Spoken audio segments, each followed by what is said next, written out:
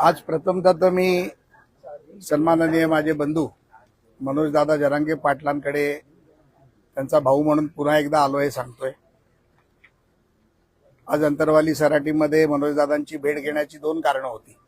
एक, 30 तारखेला दादानी माननीय विखे पाटील साहेब मी स्वतः येऊन त्यांना विनंती केली, माननीय मुख्यमंत्र्यांच्या मान्यतेने जी एसओपी दिली ते एसओपी त्यांनी मराठा विषयाचे अभ्यासक तज्ञ सर्व जिल्ह्यातले विभागातल्या लोकांची चर्चा करून सर्व आपण मराठा बांधवासमोर जनतेसमोर मीडियासमोर केल्यानंतर त्याने आमच्या विनंतीला मान ठेवून उपोषण सोडले। खरं तर दादांनी उपोषणाला बसूच नाही, माझी त्यांना पहिल्यापासून विनंती होती।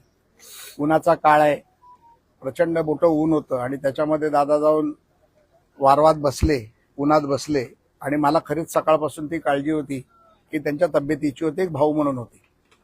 परंतु मी पहिल्यांदा त्यानंतर मीडियासमोर आज पहिल्यांदाच येतोय, कारण हॉस्पिटलमध्ये गेलो तेव्हा त्यांची तब्येत बरी नव्हती, ती पाहण्यासाठी गेलो होतो। तर मी त्यांचा आभार मानायला आलो की आपण ते उपोषण आमच्या शब्दासाठी माझ्या शब्दासाठी मागे घेतलं, त्यासाठी मी तुमचं शतशः आभारी आहे। त्यानंतर माझं त्यांचं बोलणं झालं आणि मग अनेक निर्णय आपण त्या प्रक्रियेमध्ये केले।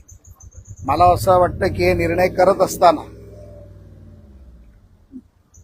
जेवढे फास्ट निर्णय किंवा जेवढे फास्ट GR या मागच्या 10, 12, 15 दिवसात झाले तेवढे कदाचित कधी झाले नव्हते।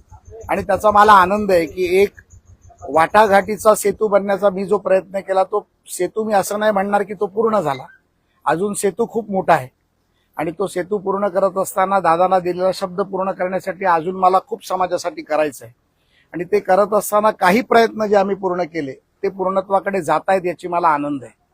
ज्यामध्ये आपण एक मोठी मागणी केली होती की MIDC मध्ये मुलांना नोकऱ्या लागल्या पाहिजेत, त्या MIDC मध्ये लकीर परिपत्रक तात्काळ काढलं गेलं। दुसरी आमची मागणी होती की आमच्या काही बांधवांनी स्वतःच्या या आरक्षणामध्ये बलिदान दिलं, त्यांच्या कुटुंबाला मदत झाली पाहिजे, त्या मदतीचा GR देखील निघाला आणि माझ्या माहितीप्रमाणे धनादेश देखील वाटले गेले। माननीय कुचे साहेबांच्या पण मतदारसंघात त्याचं घरी जाऊन देण्यात आलं आणि मला एक गोष्टीचं त्याचा आनंद यासाठी आहे की माझ्या मराठा कुटुंबाच्या बांधवाला आज काही ना काहीतरी फुलना फुलाची पाकळी म्हणून दादाच्या प्रयत्नांनी ती मदत झाली आणि आज ग्रामीण भागातल्या एका कुटुंबाला 10 लाखाची जर मदत झाली तर निश्चितपणे त्याच्यासाठी एक आधारवड निर्माण होतो आणि आधारवड दादांच्या आशीर्वादाने आणि माननीय देवेंद्रजींच्या प्रयत्नांनी झाला याचा देखील मला आनंद आहे। त्यानंतर आमची मागणी होती की आम्ही SOP बनवावी आणि ती SOP दादांना दाखवूनच बनवली गेली। त्यामध्ये काही छोटे मोठे सुझाव सुचवले होते, ते 2 दिवसानंतर करून पुन्हा दादांकडे पाठवले गेले। हे सगळे कागदपत्र मी इथं आणलेले आहेत, ती SOP देखील दिली गेली। त्यानंतर हैदराबाद गॅझेटच्या माध्यमातून आपली कुणबी प्रमाणपत्र वाटली गेली होती, त्याचं व्हॅलिडेशन होत नव्हतं, त्यासाठी काही नियमावली आपण बनवायची होती। मी काल रात्री दादा जी श्रीकांत साहेबांशी पण बोललो, डिव्हिजनल कमिशनरची, ते मैसूरला आहेत, परंतु त्यांनी तात्काळ मिसाळ साहेब आणि छत्रपती संभाजीनगरला ऍडिशनल कलेक्टर मॅडमशी पण माझं बोलणं करून दिलं आणि त्या पद्धतीमध्ये ज्या पद्धतीमध्ये अपेक्षित आम्हाला आहे त्या पद्धतीमध्ये आज मराठवाड्यामध्ये तरी काम चालू आहे, तसंच काम पश्चिम महाराष्ट्रात देखील चालू आहे। कोकण आणि इतर डिव्हिजनमध्ये आम्ही आढावा घेतो आहोत। आचारसंहिता 22 तारखेपर्यंत आहे, त्यामुळे काही गोष्टीची अडचण आहे, परंतु आपण एक गोष्ट लक्षात घेतली पाहिजे, दादांच्या प्रयत्नामुळे 1 तारीख म्हणजे 30 तारखेला दादांचं उपोषण संपलं आणि 1 तारखेपासून 18 तारखेपर्यंत जवळजवळ 613 नवीन अर्ज आले आणि त्या नवीन अर्जापैकी 476 लोकांना जात पडताळणी प्रमाणपत्र दिलं गेलं आणि 137 अर्ज शिल्लक आहेत, त्याची देखील मी माहिती घेतली। येणाऱ्या 3-4 दिवसात ते देखील अर्ज केले जातील।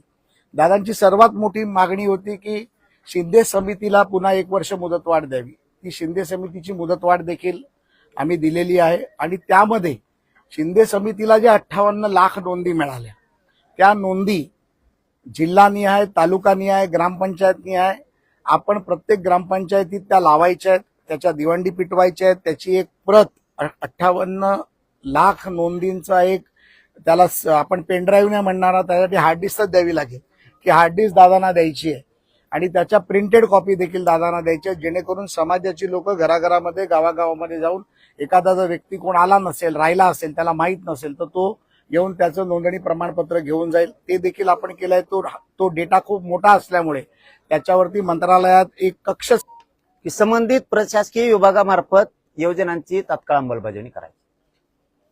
मग अधिकारी मोठे झालेत का सरकारला अधिकारी बदनाम करणार आहेत याचं उत्तर तरी मला एकदा द्या. का सरकारमधलं आणि मराठ्यांमधलं प्रेम टिकू द्यायचं नाहीये असं काही उद्देश आहे का ते तरी मला एकदा सांगा अधिकाऱ्यांनी. नसता सरकारने तरी सांगा की आम्ही तुम्हाला येड्यात काढायसाठी JR काढतोय. आम्हाला येड्यात नका काढू. तुम्ही जर एवढं मोठं मन करून ह्या गोष्टी दिल्या, 15 तारखेपासून आज 19 पर्यंत 4 दिवस झाले 100% मराठ्यांच्या पोराकडून फीस घेतली जाते. शाळेत जर आम्ही गेलो तर शाळेतले लोक म्हणायला लागले ते सरकारनं आम्हाला सांगितलेलं नाहीये. मग आता ही लाडभाऊच्या कानावरती ही गोष्ट पाहिजे. आता तुम्ही सुविधा दिल्यात, पण जर फीसच 100% आमच्याकडून वसूल होणार असली आणि त्याच्यानंतर जर सोयी सवलती दिल्या असतील तर आम्ही पुस्तकं पण घेतले, आम्ही कपडे पण घेतले, आम्ही तुम्ही हॉस्टेल दिलं नाही म्हणून आम्ही खोल्या पण भाड्याने केल्या रूम मालकाच्या तिथं जाऊन. ही कळतंय तुम्हाला. ते तुमचा त्याशी जे फोन आला मला की मी ते सगळे कागदपत्र घेऊन येणार आहे, म्हणलं तेच घेऊन या. काय होईल मग त्याच्यातले तुमचे माझे संभ्रम नकोय, आता नकोय, आता नकोय. मग तुम्ही सांगितलं की आता तुम्ही गरम होणार आहे. सरकारनं जर JR काढलं तर अधिकाऱ्याला काय प्रॉब्लेम आहे? कारण तुम्हाला एखाद्या ग्राउंड लेवलचं माहित नसेल काय चाललंय. प्रत्येक शाळावाला जेवढे विभाग आहेत 100% फीस घ्यायला लागले. आता वैद्यकीयमध्ये फीस भरणार सोपं नाही राहिलं. मग वैद्यकीय आम्हाला, तंत्र शिक्षणावाले आम्हाला सुविधा आणि सोयी देत नाहीयेत. तोपर्यंत आम्ही काय करणार? शिक्षण व्हायला नको जायला. आम्ही गरीब असे येतं. आता तुम्ही त्याच प्रवाहात आलाय. मी आणखी तुम्हाला मोठेपणच देतो आणि देतच राहणार आहे. हे प्रेम टिकवायसाठी मी तुम्हाला सांगायला, आणि तुम्हाला नाही सांगायचं तर सांगायचं कोणाला? मग अधिकाऱ्यांना, शाळावाल्यांना, दोघांना मिळून मराठ्यांचा आणि देवेंद्र फडणवीसांचा पुन्हा संवाद होऊ द्यायचा नाहीये का? असा काही डाव आहे का? किंवा असं काही आहे का अधिकाऱ्यांनाच तुम्ही अंमलबजावणीचे तुमच्या विभागांना निर्देश दिले नाहीत म्हणून आम्हालाच येड्यात काढायचं काम आहे, असं काही आहे का? का प्रेम टिकू द्यायचं नाही हे तुमच्यापर्यंत नाहीये माहिती. आता पोरांना काय वाटतं, गरिबांच्या पालकाला काय वाटतं? आपलं पोरग पटकून ऍडमिशन घ्या रे बाबा, सोयी सवलती लागायच्या, तर जर ऍडमिशन गेलं तर पोराची 1 वर्ष व्हायचं, मग ते 100% फीस द्यायला. मग आता आम्हाला सवलती कधी लागू होणार? आमच्याकडून 100% फीस घेतल्यावर, आम्ही 100% पुस्तकं सगळे घेतल्यावर, आम्ही खोल्या तिकडं भाड्याने केल्यावर. कारण खोल्या आता भाड्याने करताना अगोदर त्याला ऍडव्हान्स द्यावा लागतो. ते बघणं आलं. मग म्हणजे पुन्हा आमच्या नड्याला फासच लागला. सरकारने तर एवढं मोठं काम केलं, एवढं मोठं. त्याची स्तुती राज्यात लय भयान होती. ती जी स्तुती होती ना राज्यात खूप मोठी होती की सरकारनं मराठ्यांना पहिल्यांदा एवढ्या मोठ्या सवलती दिल्यात देवेंद्र फडणवीस साहेबांनी, विखे पाटलांनी मध्यस्थी केली, लाड साहेबांनी. आणि मग आता ह्या फीस जर आमच्या भरल्या असल्या तर तुम्ही माघारी द्यायचं ऑर्डर करा, आमचे लोक ऍडमिशन घेऊन टाकतील. मी दादा तर तेच सांगितलं. याच्यामध्ये 23 तारखेच्या बैठकीचा विषय मी घेतो, म्हणजे तुमचा पहिल्या विषयाचंच उत्तर तुम्हाला देतो. ज्या संस्थांना हा JR गेलाय आणि ज्या संस्था ह्या JRचं पालन करणार नाही त्यांच्यावरती कडक कारवाईचे निर्देश आम्ही देऊ. ज्यांनी फिया घेतल्या आहेत ते फिया परत दिल्या जातील त्या मुलांना. मग काय हरकत नाही, मग काय हरकत नाही. हा जो कायदा आहे, एक तुम्हाला सांगतो, माननीय मुख्यमंत्र्यांचं तुम्ही अभिनंदन केलं. माननीय मुख्यमंत्र्यांनी देखील तुमचा सन्मान करून सांगितलं की प्रसाद लाड आणि विखे पाटलांनी जे म्हटलं ते मला विचारून आणि माझ्याशी चर्चा करूनच म्हटलं. त्यामुळे हे कुठलीही गोष्ट मुख्यमंत्र्यांना न विचारता गेली नाही, हे त्यांनी स्वतःनी एका ठिकाणी टीव्हीवर चॅनलच्या माध्यमातून सांगितलं. त्यामुळे मला असं वाटतं की हा जर तुम्ही माझ्या कानावर विषय टाकला तर माझं ते काम आहे. मी आता ॲडिशनल कलेक्टरला देखील सांगितलं. 23 तारखेला सर्व डिव्हिजनल कमिशनर आमच्या उपसमितीच्या बैठकीत असतील. आता 23 तारीख म्हणजे मंगळवार झाला, त्या मंगळवारी तसे निर्देश दिले जातील. मी उद्या मुंबईत गेल्यानंतर मुख्यमंत्र्याला चहापान आहे, त्या चहापानात हा तुमचा विषय कानावरती घालतो आणि तात्काळ यावर कारवाई करून सोमवारपर्यंत सर्व शाळा कॉलेजला JR पोचेल, ईमेल पोचेल. डिव्हिजनल कमिशनरला तसे आदेश देतो आणि ते आपण करून घेऊ. आणि मुलांच्या फिया, म्हणजे ज्या पालकांनी फिया भरल्या त्यांना देखील त्या परत दिल्या जातील. त्याच्यामध्ये देखील दादा आपल्याला असं वाटतं की काही 5, 50, 100 राहिले तर तुम्ही आम्हाला कळवा, त्या कॉलेजवर दबाव टाकून ते करायचं काम आपण करू. हे बघा, आम्ही तुमच्यावर शंका असती तर तुम्हाला सांगितलं तसं, म्हणलं जाऊ दे तिकडे, येड्यातच काढाले. शपथ मी थोडा येडा आहे मराठ्याचा. मी लगेच म्हणलं तुम्ही येड्यात काढाले, हे तुमचं दप्तर आणि तुम्ही आणि मी माझा धंदा बघतो काय करायचं. मी खरं सांगतोय, कारण मी शाळेवरती 2 दिवस, ते पण तुम्हाला मीडिया समोरच सांगतो. कारण काय असतं, आपलं क्लिअर टायटल राहिलं पाहिजे. तुम्हालाही डाग नको, आम्हाला पण नको. आम्हाला की तुमच्या पक्षात असल्यामुळे तुम्हाला डाग नाही लावायचा आणि तुम्हाला येड्यात नाही काढायचं. जरी मुख्यमंत्र्यांना नाही केलं तरी तुम्हाला शब्द आहे मीडियासमोर, आम्ही कधीच म्हणणार नाही की लाड साहेबांनी आम्हाला फसवलं, कधीच म्हणणार नाहीत. कारण हे लय विचित्र राजकारण असतं. त्यामुळे आम्ही तुम्हाला काय दोष देणारच नाही. हे आता आमच्या पाठीलाच पोहोचले, 1 वर्ष झालं. हे नाही म्हणजे हे सांगतोय, हे नाही, हे आमच्या मागण्याचं म्हणतोय. हे पाठीलाच पोहोचलंय, आमच्या लढणं संघर्ष करणं हे पाठीलाच पोहोचलेलं आहे. त्याच्यामुळे तुमच्यावर रुसून तरी काय करावं म्हणून एक प्रेमाचं नातं तुमच्या चेहऱ्याकडे बघून आम्ही केलं. मी काय केलं, मी 2 दिवस राज्यात प्रत्येक गावात मराठा सेवक आहे. 26,000 गावं जरी असले तरी वाड्या फेड्या धरून 40,000च्या आसपास राज्यात आहे. माझ्याकडे जवळपास 53,000 मराठा सेवक आहे. आम्हाला कुठली बी माहिती जर 5 मिनिटात बी घ्यायची असली तरी आम्ही घेतो. म्हणजे हे पहिल्यांदा मी सांगालोय मीडिया पुढे, हे कोणाला सांगितलेलं नाही मी आतापर्यंत. आमच्याकडे तेवढी यंत्रणा असल्यामुळे म्हणलं जरा शाळा विचारा मास्तराला. मास्तर म्हणतंय पुरे पैसे फीस घेतल्यात आहे, वरून तसा जिआरच नाही. मी त्या पाटील साहेबाला सांगितलं होतं आठवड्यापूर्वी की तुम्ही हे ओबीसी मंत्रालयाला तुम्हाला सांगावं लागणार आहे, ओबीसी विभागाला, कारण तुम्ही ओबीसीच्या सवलती लागू केल्यात. ओबीसी विभागाकडून खाली त्यांचे आदेश पुटअप झाल्याशिवाय खालचे लोक ऍडमिशन करणार नाहीयेत.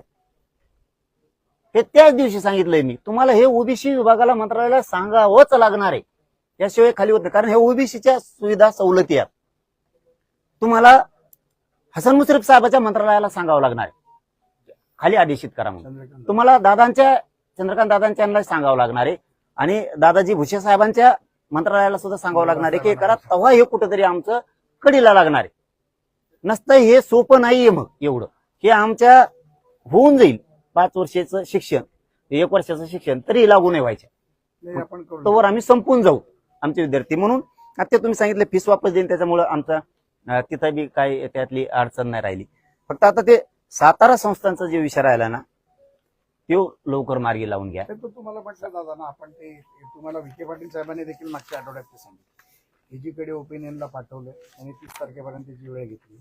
आणि त्यांचं असं म्हणणं पडलं की बऱ्याच विषयावर याच्याशी चर्चा, अभ्यास, अनेक लोकांची चर्चा करावी लागेल. ते आल्यानंतर तात्काळच आपल्याकडे पुन्हा एकदा विखे पाटील साहेबांनी आम्ही येऊ.